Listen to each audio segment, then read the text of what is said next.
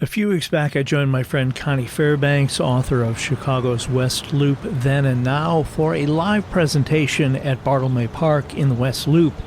Although we recorded the event due to the iffy nature of live presentations, the sound quality was not what I had hoped, so we re-recorded it just for you with a few enhancements. Today we're discussing the West Loop's charitable Eye and Ear Infirmary. I'm Tommy Henry, and this is the Chicago History Podcast.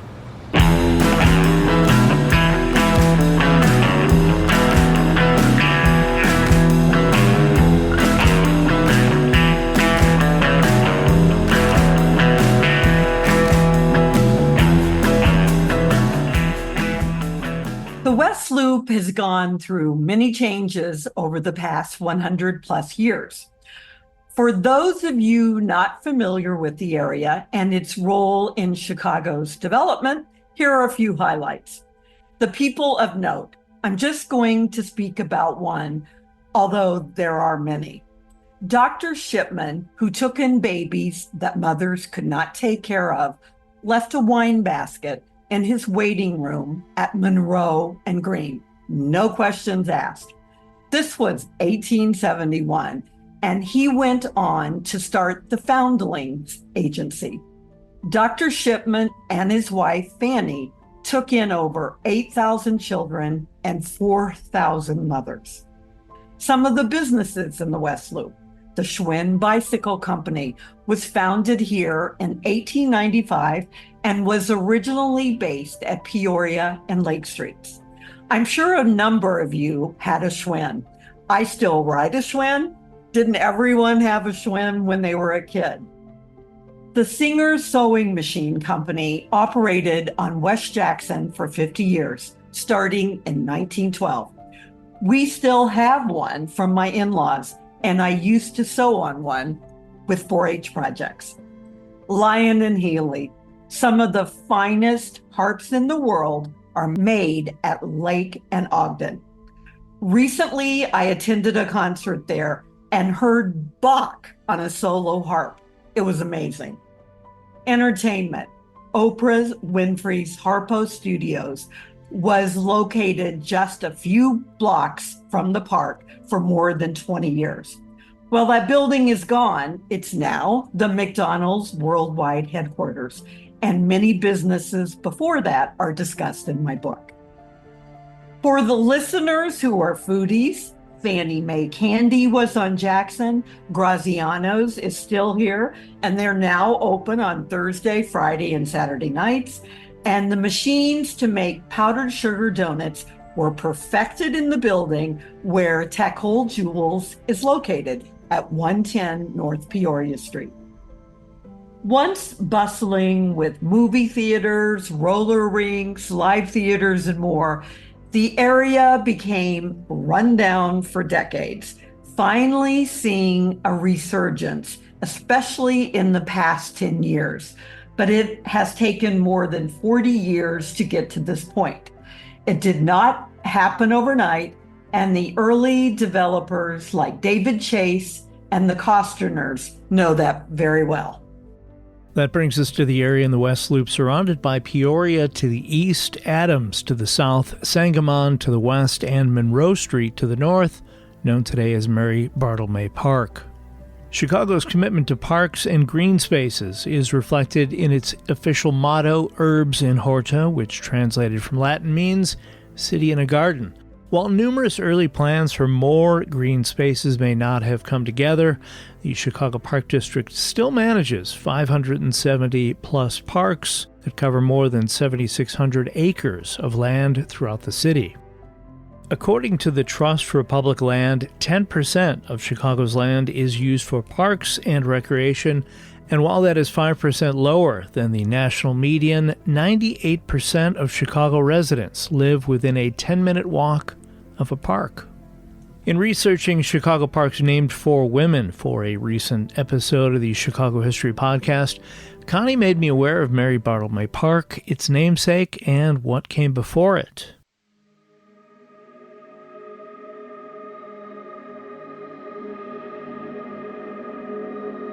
The first significant building on this site was an Eye and Ear Infirmary, built in 1874. While eye and ear doctors are readily accessible today, it wasn't the case back in the mid-1800s. It took someone from the suburbs of Boston to help make it a reality. Edward Lorenzo Holmes was born in 1828 in Dedham, Massachusetts, about 24 miles southwest of Boston. Holmes went on to graduate from Harvard University and soon became a surgical intern at Mass General Hospital. Eager to learn more, he went to Europe to study eyes and ears in Paris and Vienna from 1854 to 1856, learning German while he was there. After returning to the United States, Holmes considered Buffalo, Detroit, and Chicago for his home base, and wisely chose Chicago to start a hospital.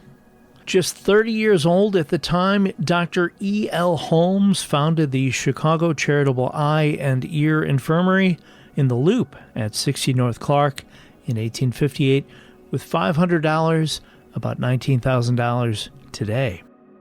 At that time, even with 80,000 people living in the city, Chicago had no public hospital.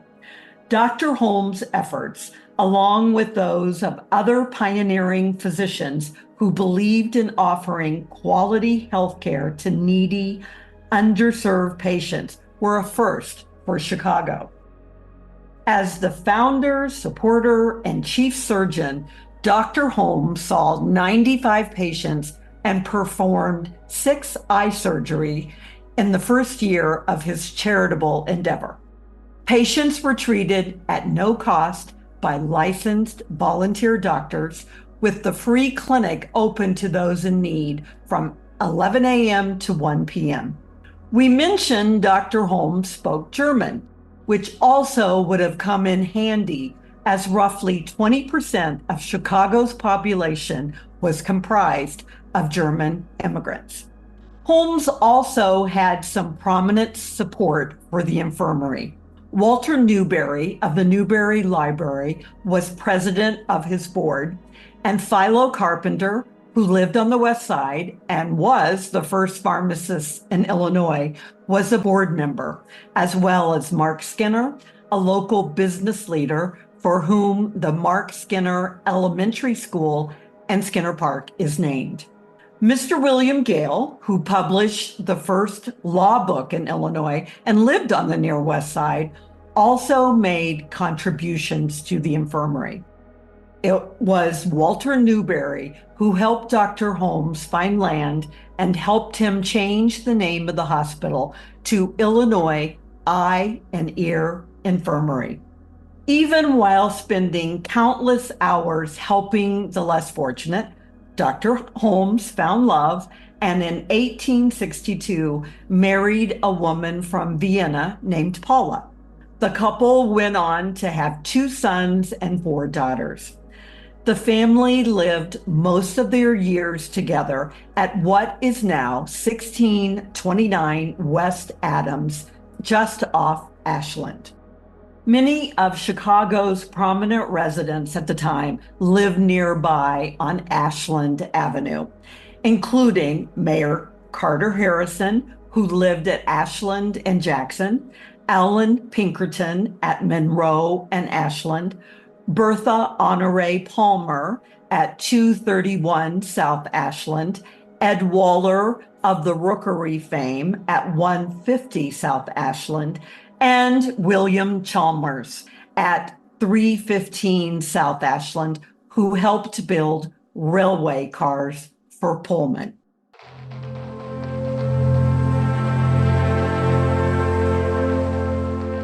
On October 8, 1871, as flames engulfed the city, Holmes contacted his clinic at 4 p.m. and told his staff and patients to move north to Lincoln Park and onto Lake Michigan for safety from the fire. Dr. Holmes then reportedly dug a hole and buried his valuables and some medical instruments. The infirmary was lost. Fortunately, Dr. Holmes received $28,000 from the state to rebuild the charitable Eye and Ear Infirmary. As was the case for many buildings at the time, a location was chosen outside the area, destroyed by the Chicago fire. The new spot on land described as an elegant site was at Adams and Peoria. The land itself was valued at $18,000 in 1872, roughly $464,000 today, and the estimated cost of the new building was $48,500. The new infirmary was completed in 1874. The new four-story building was made of brick and stone trim, and according to the Sanborn fire maps, it was primarily in the southeast corner of this area. The infirmary was 105 feet in length and 47 feet in width and was well heated and ventilated, and had a basement used to house indigent patients from outside of Chicago. A brick barn was added to the infirmary in 1875. For you Chicago architecture nerds, Ed Burling was the original architect for the new infirmary. Burling was Chicago's second architect, and 18 of his buildings, including a church and 3 hotels, were constructed in one single year, 1855. Burling designed the first Chicago Tribune building, the first Chicago Music Hall, and the first masonry building of Holy Name Church. Also notable, especially for this area, architect Francis Meredith Whitehouse, who with Ed Burling founded the Chicago firm Burling and Whitehouse, designed the Church of the Epiphany on Ashland, now known as the Epiphany Center for the Arts. Sadly, most of Ed Burling's buildings were destroyed in the fire of 1871. The only remaining building designed by Burling that still stands is the St. James Episcopal Cathedral at Wabash in Huron. Lincoln Park's Burling Street, said to have some of the most expensive properties in Chicago, was named for Ed Burling.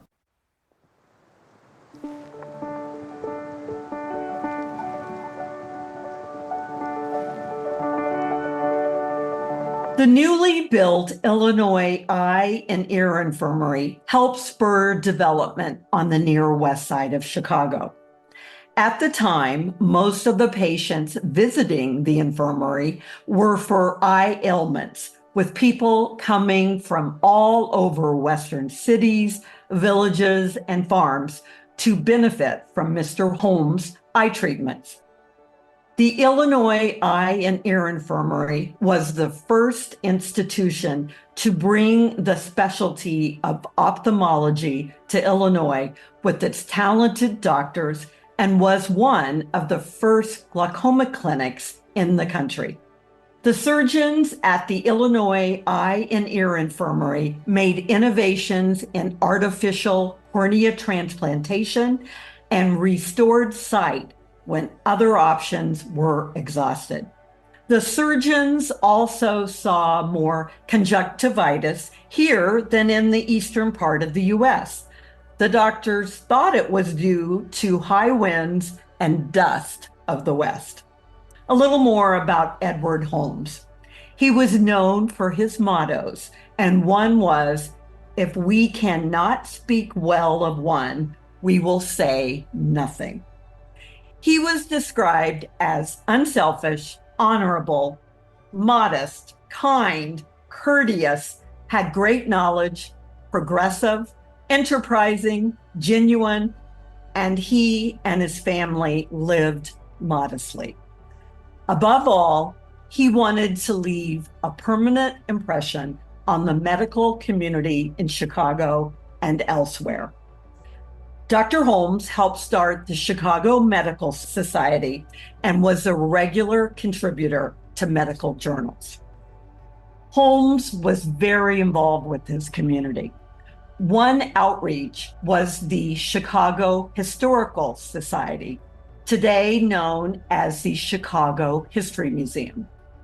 His son donated some typed remarks his father made about his life. He also helped organize the Unity Church. Dr. Holmes had a 40-year association with Rush Medical College and was president of that institution from 1890 to 1898. Dr. Holmes was lecturer of ophthalmology and otology at Rush from 1859 to 1869 and was made full professor from 1869 to 1898. He was a powerful inspiration to young doctors. He loved the eager interest of his students and was particularly good with young practitioners. Many knew Dr. Holmes as being very involved as an educator and practitioner. He worked constantly and rarely took a vacation.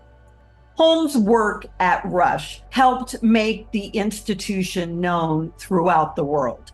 Dr. Holmes said the following to a graduating class at Rush Medical College: "May each of you grow old and wear out in service of others." Dr. Holmes resigned his position at Rush Medical College in 1898 at age 70. After bettering the lives of countless thousands of patients, Dr. Edward Lorenzo Holmes died from pneumonia in 1900. He and his wife Paula, who preceded him in death by 10 years, are buried at Rose Hill Cemetery. Even without its founder, the Illinois Eye and Ear Infirmary continued. By 1914, it was reported the infirmary had helped 377,000 patients since its opening in 1874. One of my favorite stories found while researching this project was that of Old Bill Rabe, a 70-something blind man, referred to in the press as Chicago's most famous beggar, like it was a popularity contest, who had been blind for 30 years. Rabe had been a tailor, but having lost his sight, he spent his days collecting coins in a tin cup. In a news story carried across the U.S., Rabe's sight was restored at the clinic, which allowed him to go back to being a tailor. By the late 1920s, the aging infirmary building had finally outlived its usefulness, and in 1929, a new building was constructed, this time on the northwest corner of the lot. The architects for the new structure were Charles Herrick Hammond and Edgar Martin, who designed the building in an Art Deco style with Mayan detailing.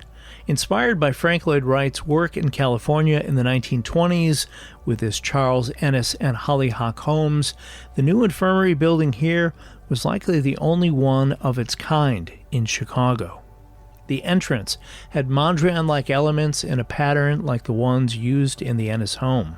In August of 1942, Illinois Governor Dwight Green announced that administration of the Eye and Ear Infirmary would be transferred from the State Department of Public Welfare to the University of Illinois, and in 1965 the infirmary moved to a new building nearby in the UIC Medical Campus at 1800 West Taylor Street, where it continues to operate today.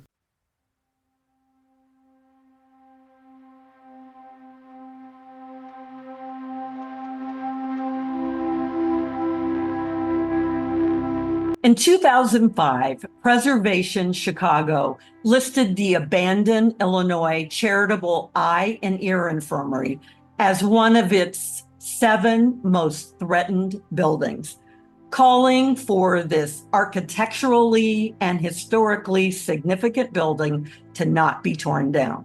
They suggested the idea that the main building of the old infirmary could be used as a field house for a park, much like at other Chicago parks.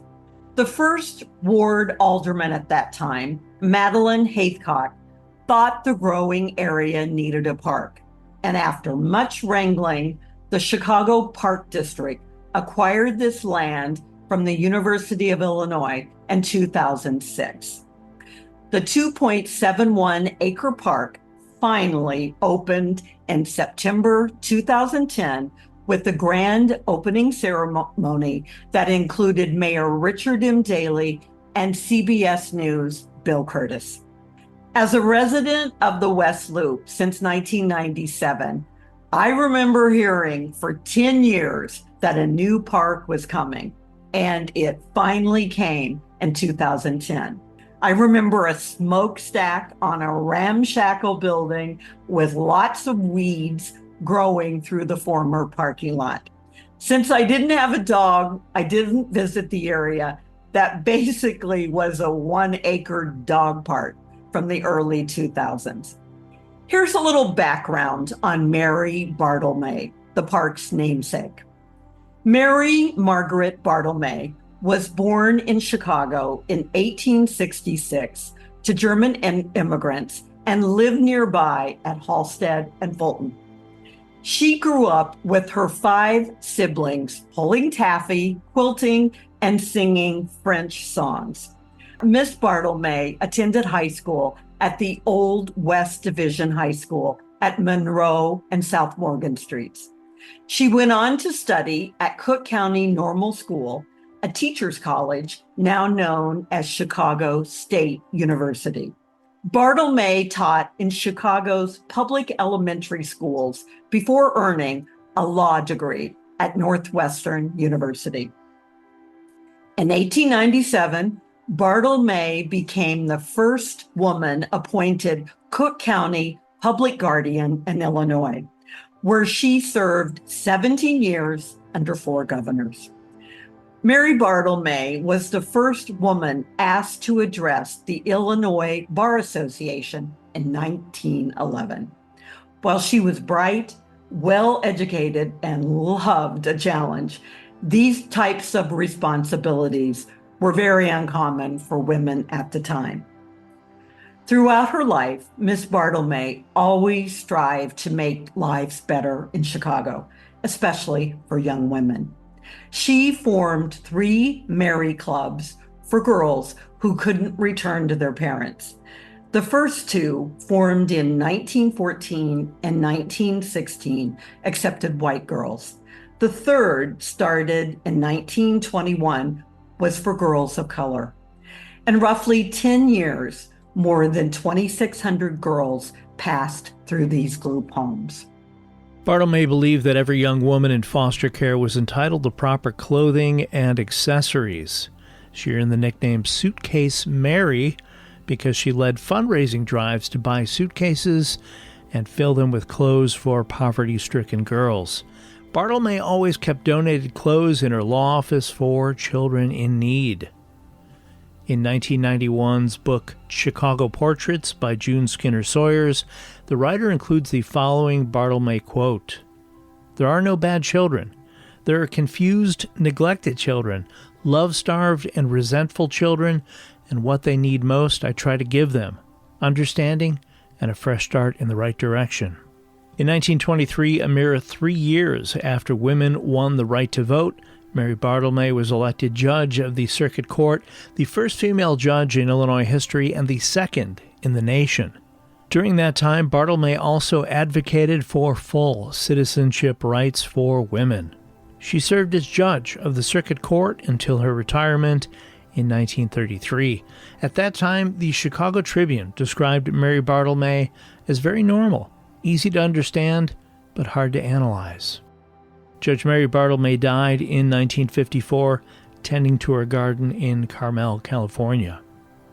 At the northwest edge of Mary Bartlemay Park is a plaque that commemorates Judge Bartlemay's significant accomplishments. For you science fans and environmentally minded listeners, the brilliant white permeable pavers at the park are manufactured by Unilock with something called TX Active Cement. Known as the smog-eating concrete, these pavers reportedly do just that by being both pollution-reducing and self-cleaning.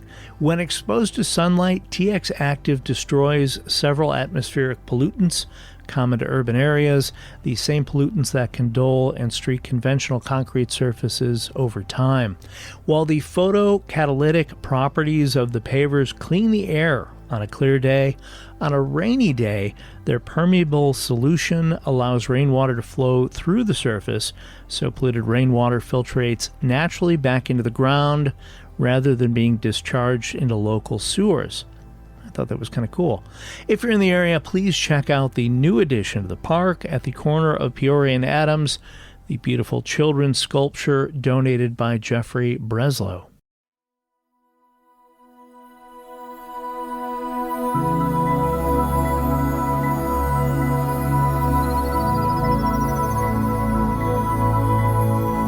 Many Chicagoans helped bring the longtime vision of Mary Bartlemay Park to fruition.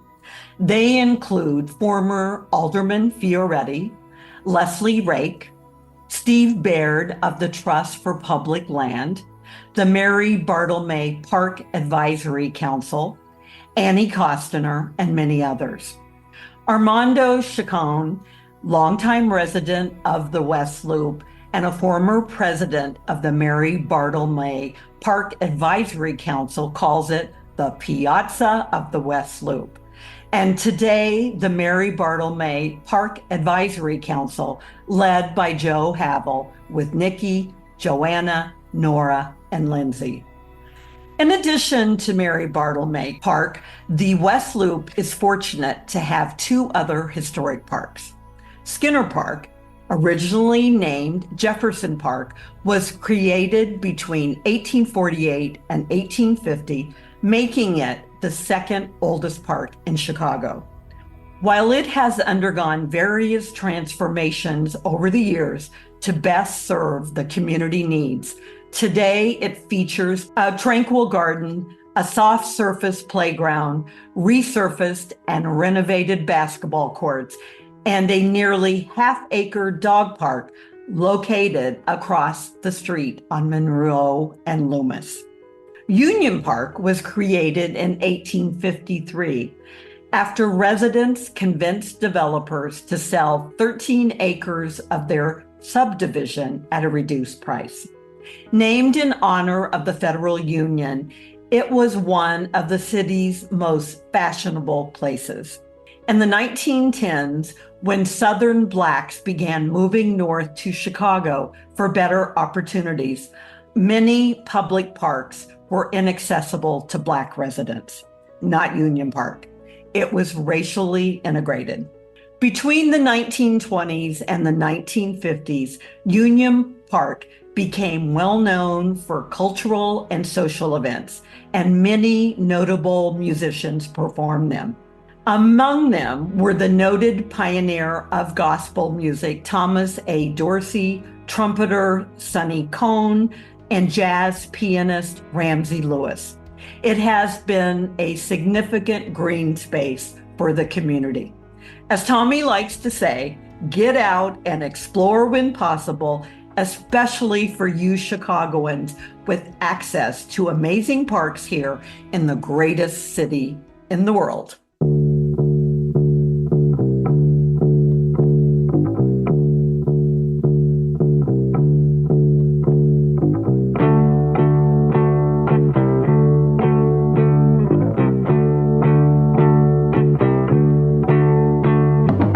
Thanks to my guest, Connie Fairbanks, for sharing her love and knowledge of Chicago's West Loop neighborhood.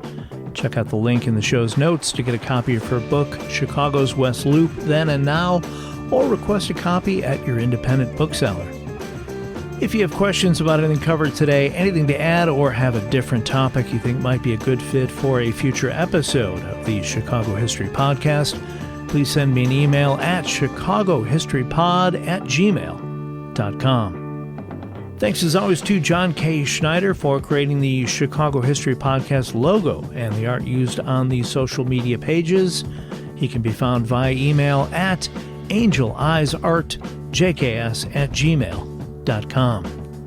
Take a moment this week and tell a friend about the Chicago History Podcast. We would love to reach new listeners and fans of Chicago history. Learn more about whatever city you live in and stay safe.